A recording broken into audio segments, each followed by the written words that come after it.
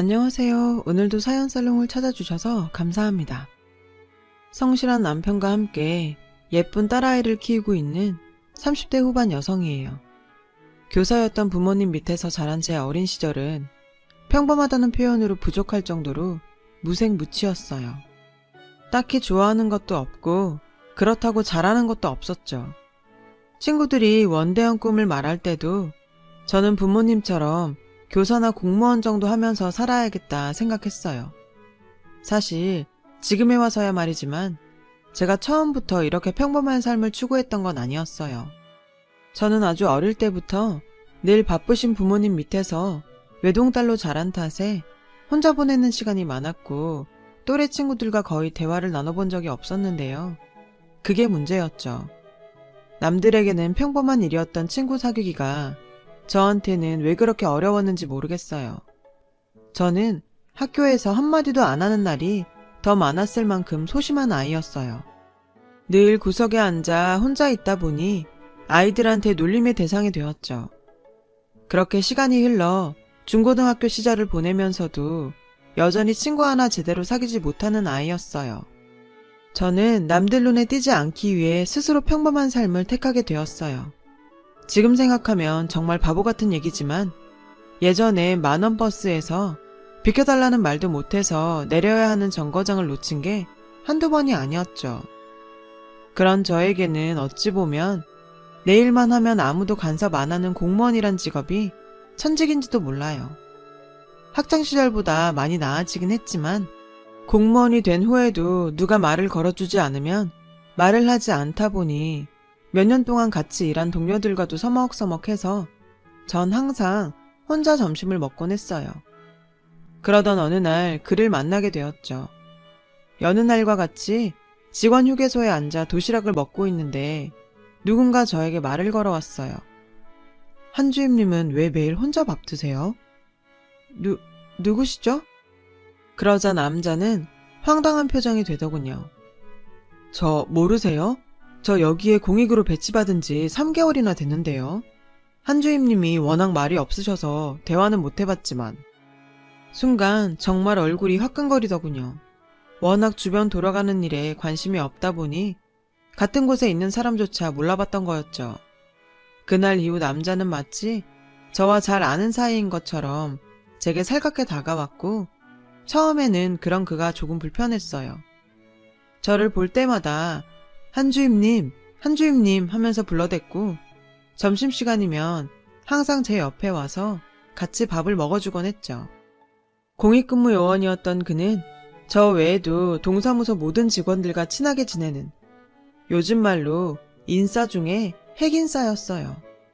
늘 친근하게 대해주는 그의 태도 덕분에 저도 점점 그런 행동들이 익숙해졌죠.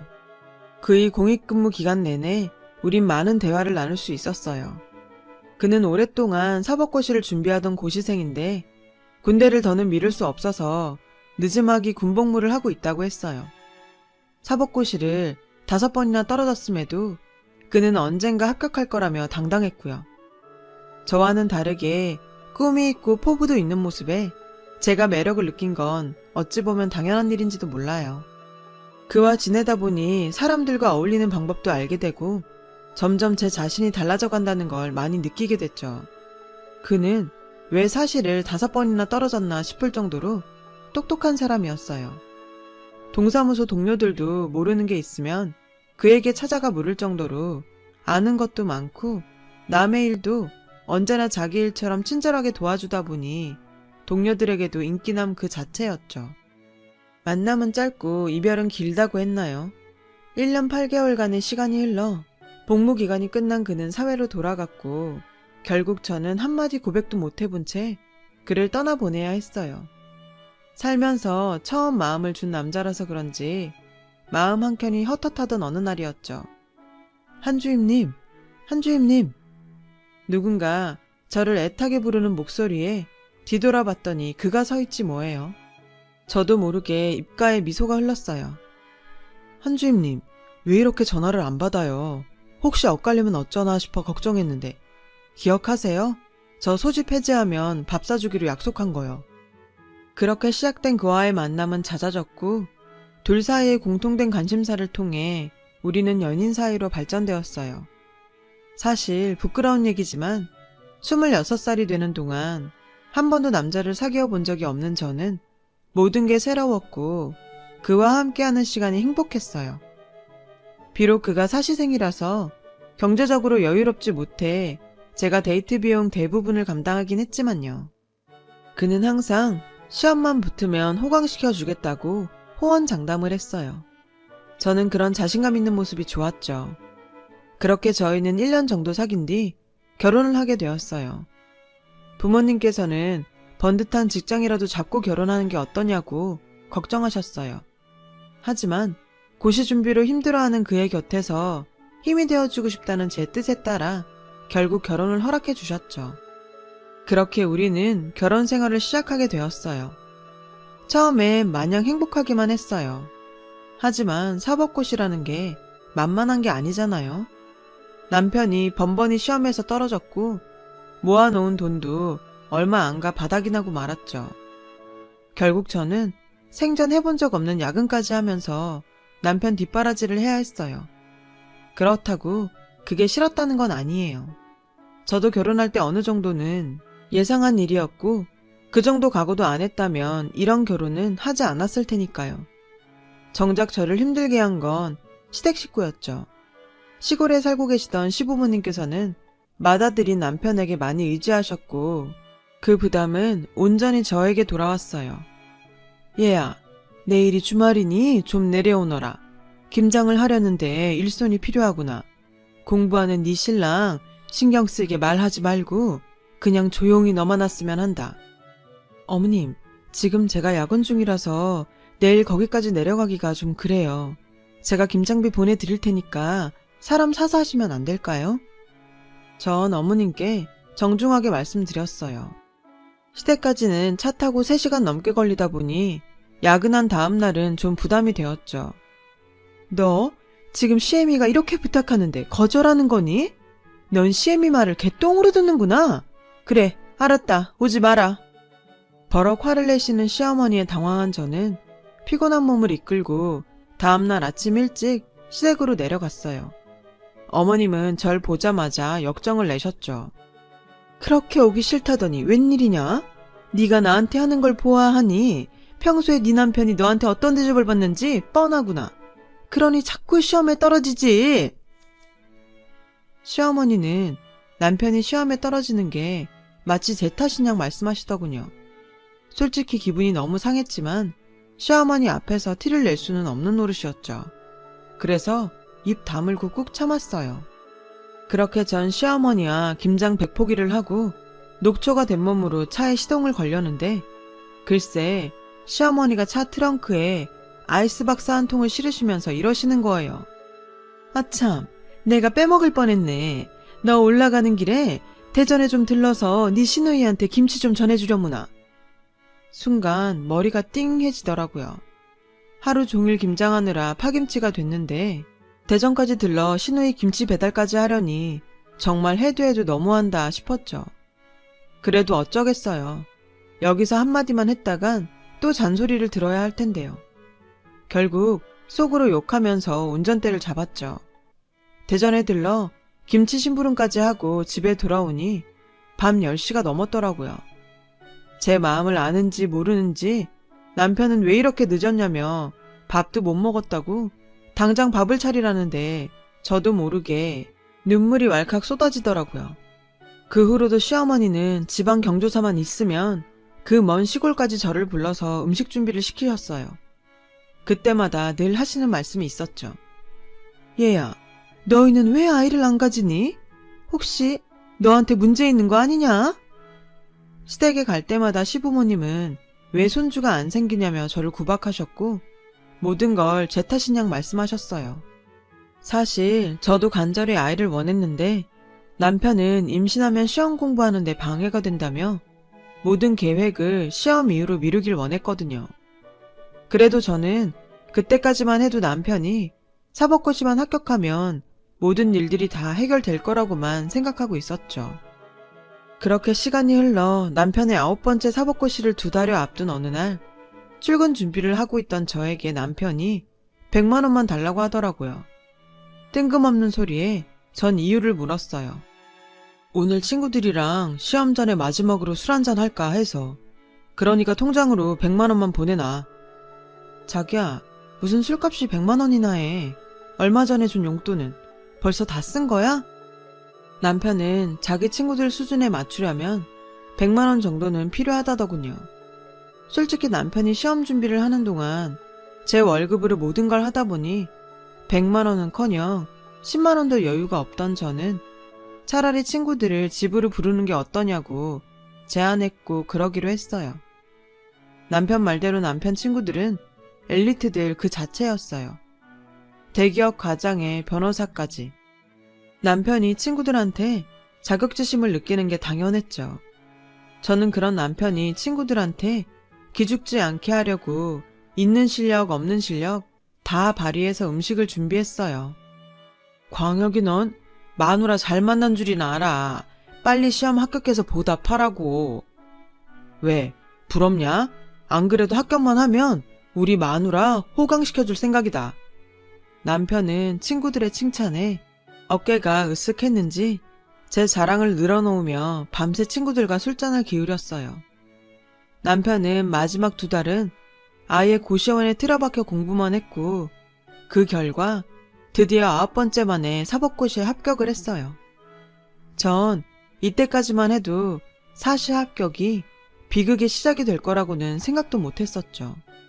합격 발표 후 잠깐 나갔다 온다던 남편은 밤이 새도록 들어오지 않았고 남편과 축하 파티를 위해 준비한 음식은 제 마음처럼 식어만 갔어요.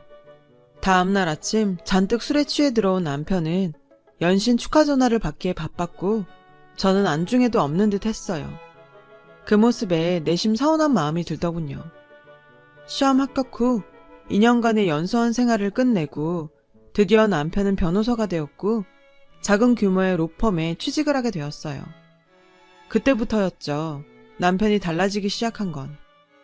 자기야, 어디야? 오늘이 우리 아빠 생신이라고 말했잖아. 다들 당신만 기다리고 있는데 오고 있는 거야? 어떡하지? 나 오늘 바빠서 못 가. 일하는 중이니까 자꾸 전화하지 마. 남편은 로펌 일이 바쁘다며 갈수록 외박이 잦아졌고 밤늦게 나가는 경우도 많아졌어요. 그러다 보니 우리는 아이를 가지기는커녕 얼굴 마주칠 시간도 없이 시간이 흘렀죠. 아직 1년차 변호사라 월급이 많지도 않은데 남편의 씀씀이는 날이 갈수록 커졌고 평소 1, 2만 원짜리 옷이면 만족하던 사람이 머리끝부터 발끝까지 명품으로 치장하려 들었죠. 변호사가 돼서도 생활비를 주기는커녕 오히려 저한테 용돈을 받아가더군요. 그러면서 항상 이런 말을 했어요. 사람은 자리에 맞게 행동해야 돼. 명색이 변호사인데 밖에서 꿀리고 다니면 되겠어? 재훈이 녀석 알지? 우리나라에서 손꼽히는 로펌 다니는 애. 걔가 나 그 로펌으로 끌어주기로 했어. 그럼 우리 인생 한 번에 확 필 거야. 그러니까 투자라고 생각해. 항상 자신감은 넘쳤지만 그렇다고 허세가 있는 사람은 아니었는데 이 남자가 지금까지 내가 알던 남자가 맞나 싶을 정도로 남편은 완전히 변해버렸어요. 변호사가 된 이후 완전히 달라진 남편의 태도에 마음앓이를 하던 어느 날 남편 친구인 재훈 씨한테 전화가 왔어요. 현지 씨, 제가 이런 말 하는 게 오지랖인지는 모르겠지만 말끝을 흐리며 시작된 이야기의 내용은 정말 충격적이었어요. 남편은 변호사가 된 후 친구들한테도 다른 사람처럼 행동했고 그런 모습에 친구들조차 혀를 내두를 정도였다네요. 광혁이 자식, 정말 왜 그렇게 된 건지. 고시생 시절에 지한테 밥값, 술값 대주던 친구한테 일반 직장인 따위라고 막말을 하질 않나? 룸사롱 아가씨한테 빠져서 정신 못 차리질 않나? 아휴, 아주 위태위태해서 못 보겠다니까요. 게다가 저희가 다 알잖아요. 그동안 현지 씨가 어떻게 뒷바라지 했는지. 그래서 말인데요. 혹시 도움 필요하면 언제든 연락 주세요. 얘기를 듣고 나니 남편 옷에 묻어있던 여자 화장품과 그 외의 행동들이 퍼즐 조각처럼 하나하나 맞춰지더군요. 정말 그것만은 아니길 빌었던 제 바램은 무참히 산산조각이 나고 말았어요. 한참을 멍하게 있다 보니 제가 지금까지 얼마나 호구처럼 살았는지 알겠더군요. 남편에 대한 배신감보다 연애 때부터 지금까지 남편의 뒷바라지를 하며 오직 남편의 성공만을 바라보고 산 제 자신한테 화가 나서 참을 수가 없었어요. 그래서 재훈 씨의 조언을 받아 남편 차의 블랙박스부터 확인을 했어요. 영상 속에는 남편과 룸사롱 아가씨의 모습이 많이 담겨 있었어요. 자기야, 오늘 집에 안 들어가도 돼? 일 때문에 못 들어간다고 하면 돼. 마누라년이 멍청해서 일한다 그러면 묻지도 않고 오케이라니까. 나야 뭐 땡큐 베리 감사지. 영상 속 그 남편의 모습은 그야말로 쓰레기 그 자체였어요. 저는 자길 배려한다고 굳이 바깥 일을 묻지 않은 건데 남편은 그런절 이용하고 조롱까지 하더군요. 남편의 실체를 눈으로 확인하고 나니 화가 난다기보다는 저 인간한테 어떻게 지옥 같은 삶을 선사할까 하는 생각밖에 안 들더군요. 때마침 시어머니한테 전화가 왔어요. 제가 무슨 자기 집 일꾼이라도 되느냐 다짜고짜 시댁으로 내려오라더군요. 오히려 잘 됐다 싶었어요. 시댁에 내려가 보니 임신한 시누이가 와 있더라고요. 얘, 넌 시댁에 오면서 빈손으로 오니? 남편 덕 보면서 살면 네가 시댁에 잘해야 하는 거 아니니? 어처구니가 없더라고요. 생활비 한 푼 받아본 적 없는데 남편 덕을 보고 살다니. 어머님, 아무렴 제가 시댁에 빈손으로 왔겠어요. 제가 아주 재밌는 선물 가져왔는데 아가씨도 여기 와서 보세요. 선물이라는 말에 모녀는 눈을 반짝이며 다가왔고 전 휴대폰 영상을 켰어요. 영상을 틀자 모녀는 그대로 굳어버렸고 영상 속에서 흘러나오는 신음소리만이 그 정적을 채울 뿐이었죠. 이게 바로 어머님이 자랑스러워하는 아들의 실체예요. 아가씨, 뱃속에 있는 애한테도 잘 보여주세요. 삼촌이 어떤 인간인지 말이에요. 충격에 빠져있는 모녀를 뒤로하고 전 바로 집으로 와버렸어요. 시댁에 핵폭탄을 날려버리고 집에 도착했더니 남편이 절 기다리고 있더라고요. 너 미쳤어? 너 때문에 우리 엄마 쓰러졌어. 너 도대체 무슨 짓을 한 거야? 남편이 악을 쓰며 말하더군요. 미친 건 너 아니니? 그리고 난 뭐 한 거 없어. 니네 엄마 너 보고 쓰러진 거니까. 네가 차에서 어린 년이랑 벌인 더러운 짓. 잘난 아들의 실체를 보시곤 많은 걸 느끼신 모양이네. 그제야 상황을 파악한 남편은 그동안 감추고 있던 본성을 그대로 드러냈어요. 도저히 바람피다가 걸린 놈이라고 볼 수 없을 정도로 기세당당한 후한 묻히더라고요. 너 지금 나랑 이혼이라도 하겠다는 거야? 잘 됐네. 안 그래도 너랑 사는 거 지겨웠는데 사법고시 붙고 나니까 여기저기서 있는 집 딸들을 들이대더라. 그때 내가 얼마나 땅을 쳤는지 아니? 좀만 더 참았더라면 좋았을걸. 별 볼 일 없는 너랑 결혼해서 이게 무슨 고생인가 싶었어. 우리 사이에 애도 없고 재산이랄 것도 없으니 아파트 팔아서 반반 나누고 깔끔하게 이혼하자. 그럼 됐지? 정말 기가 차는 노릇이었어요. 바람피다가 이혼당하는 주제에 반반이라니. 게다가 결혼 전부터 지금까지 땡전 한 푼 안 내놓고는 뭘 하는지 아세요? 결혼할 때보다 아파트 가격이 5억 넘게 올랐으니 자기한테도 기여분이 있다는 거예요. 이게 말이야 방구야. 당신이 뭘 했다고 아파트 반을 가져? 아파트 계약금도 우리 아빠가 빌려준 거고 상환금도 내 월급에서 나가는데. 그리고 뭔가 착각하는 모양인데 당신은 유책 배우자야. 알기나 해? 현지야, 넌 나이를 먹고도 그렇게 모르니? 세상은 네 생각대로 그렇게 호락호락하지 않아. 세상은 힘 있는 자들 마음대로 움직이는 거라고. 네가 뭔 수로 대한민국 변호사를 이기겠다는 거니? 네가 그러면 그럴수록 너만 다쳐. 내 말 알아는 듣겠어? 남편은 자기 친구들이 사회 각계층에 있다면서 저 같은 공무원 따위는 아무리 발버둥 쳐봐야 자기 손바닥 아니라고 저를 겁박했어요. 호가호위가 따로 없었죠. 너 내 친구들 못 봤니? 나 법대 나왔어. 법조계에 내 동기들 수두룩해. 전해봤지? 재훈이만 해도 우리나라에서 손꼽히는 이혼 전문 변호사야. 너 같은 거 털어먹는 건 일도 아니라고. 어디서 가짜는 공무원 주제에 까불어? 빈털터리로 쫓겨나기 싫으면 그냥 입 닥치고 조용히 도장 찍어. 겁먹은 개가 짖는다고 했나요? 그렇게 친구들 팔아대며 왈왈 짖는 남편의 모습이 제 눈에는 겁먹은 똥강아지가 살려달라고 애원하는 것처럼 보이더군요.